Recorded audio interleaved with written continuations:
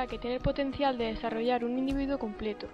Esta célula se divide una y otra vez dando lugar a nuevas células que van diferenciándose progresivamente y acaban por especializarse. Por lo tanto, el término células madre se emplea para hacer referencia a aquellas células no especializadas y que son capaces de multiplicarse y originar células que se diferencian.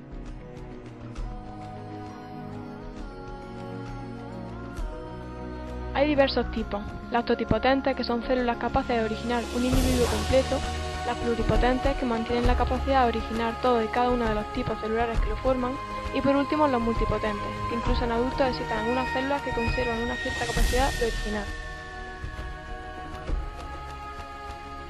Las enfermedades producidas por el funcionamiento normal de determinadas células, tejidos u órganos solo pueden curarse si estos son reemplazados por otros funcionales y compatibles con el enfermo.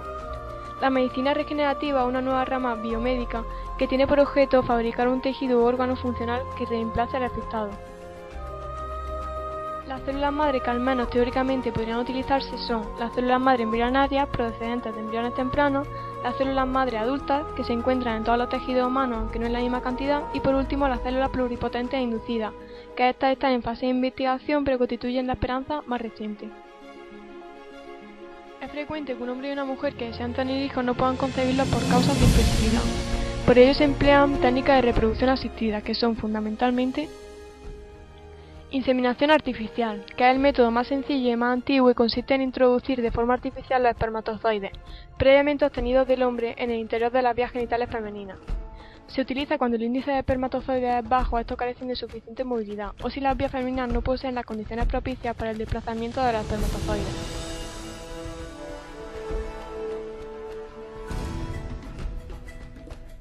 Fecundación in vitro y transferencia de embriones. Consiste en fecundar el óvulo con un espermatozoide fuera del cuerpo de la mujer, en el laboratorio, y una vez hecho introducírselo. El término in vitro hace referencia a la utilización de recipientes de vidrio como tubos de ensayo. Esta técnica se utiliza cuando las vías genitales femeninas están bloqueadas por la proliferación anormal de tejido o cuando se aconseja la selección de embriones para prevenir anomalías genéticas en los hijos.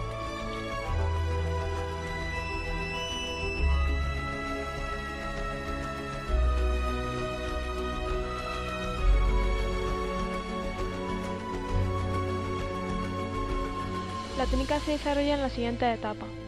Comienza con la obtención de óvulos que mediante tratamiento hormonal se estimula la producción de óvulos en los ovarios de la mujer. Esos óvulos se recuperan directamente de los ovarios por vía vaginal.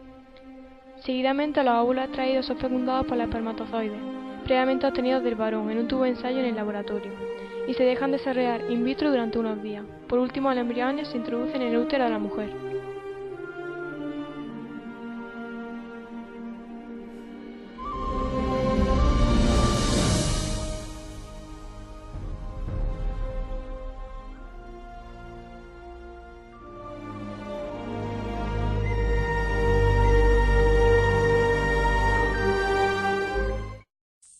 En la reproducción natural, los espermatozoides luchan y emplean una gran cantidad de energía para llegar hasta el óvulo.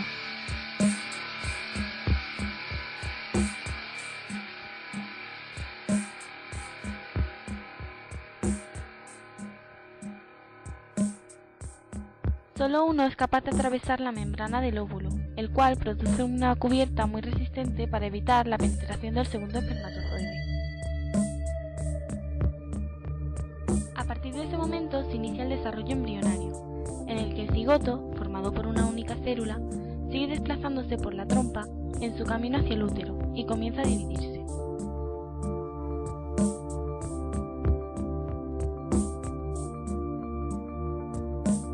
Finalmente, el embrión se implanta en la pared del útero, que se ha preparado para este acontecimiento recubriéndose con una capa denominada endometrio.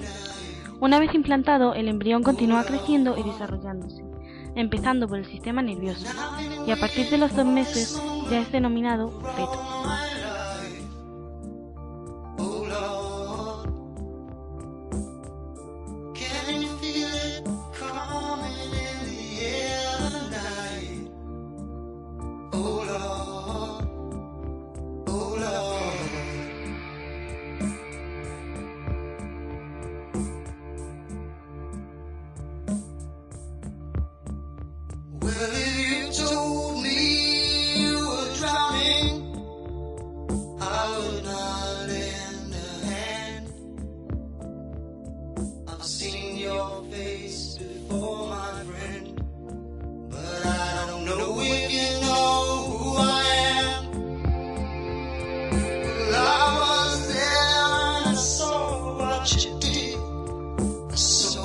paso del tiempo se determina el sexo del feto.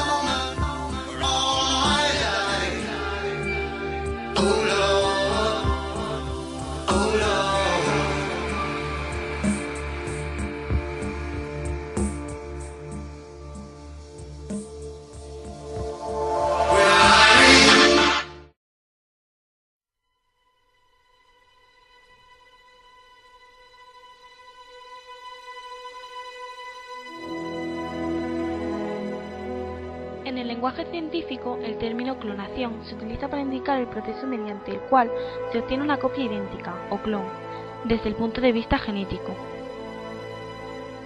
Para la clonación se dan lugar distintas etapas de transferencia nuclear, que son las siguientes. Primero se obtiene una célula diferenciada del individuo que se quiere clonar. Se extrae el óvulo de la hembra donante y se elimina el núcleo del óvulo. Tras esto se transfiere el núcleo de la célula diferenciada al óvulo sin núcleo y se cultiva la célula en el laboratorio, hasta que empieza a desarrollarse el embrión. Se transfiere al útero de la madre receptora.